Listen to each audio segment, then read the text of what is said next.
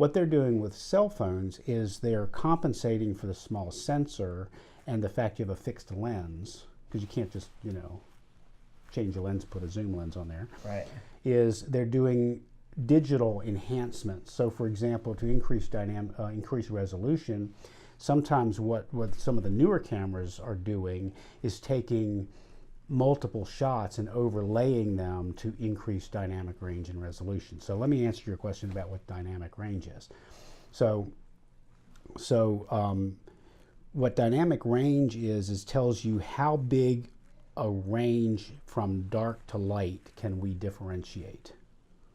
The human eye can differentiate what's called about 20 stops of light. Now a stop is, think of, you know, so we have an amount of light in here, okay, that our eye naturally adjusts to it to do whatever we do to see, okay. If we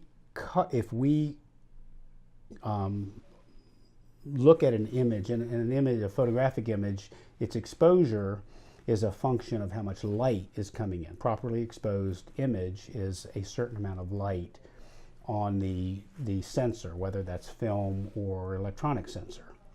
All right, so if you cut that amount of light in half by either cutting down the size of the aperture, so your aperture is this big, okay, imagine you have, you know, okay, the aperture of the lens is this big. A couple inches in diameter. All right, and we cut that in half. We have decreased the stop of light by one stop.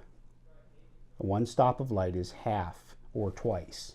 You know, it's doubling or halving the amount of light. Okay, so our aperture is this big, and we then want to make it smaller. So now we change that by one stop. That's just a photographic term. Okay. If we cut it again in half, that's another stop.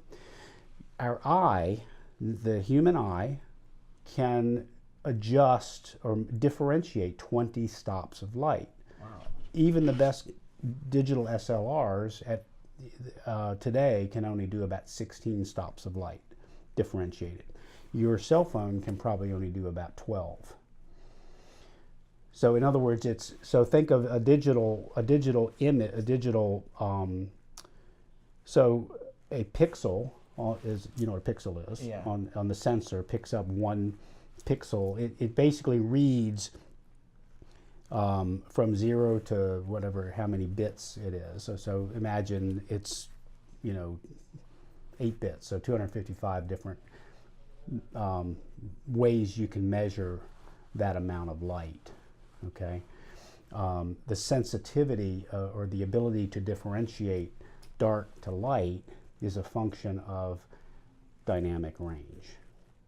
So in music, dynamic range is how much different between the loudest and the softest parts of music can we reproduce. That's dynamic range in music. In photography, dynamic range is how much